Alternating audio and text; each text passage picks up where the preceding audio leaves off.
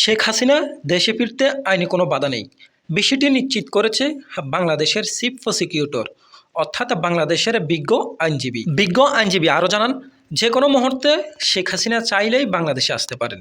তিনি বাংলাদেশে ঢুকতে কোনো বাধার সম্মুখীন হবে না, অর্থাৎ বাংলাদেশি কোনো আইনেই তাকে বাধা দেওয়ার মতো কোনো আইন কিংবা কোনো সুযোগ এখন আর নেই।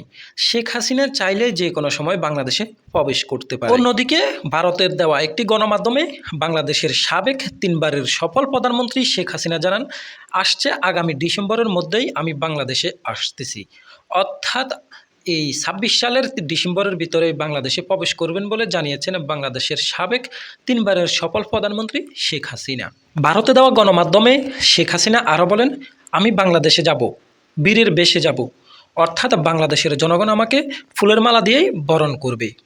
বাংলাদেশে তিনি প্রবেশ করেই তিনি এবং তার দলের বেশ কিছু লোক নিয়ে আত্মসমর্পণ করবেন বলেও জানিয়েছেন তিনি। যেখানে বাংলাদেশে ফিরতে শেখ হাসিনার আইনি কোনো বাধা নাই, সেখানে আর বাংলাদেশে ফিরতে দেরি কেন?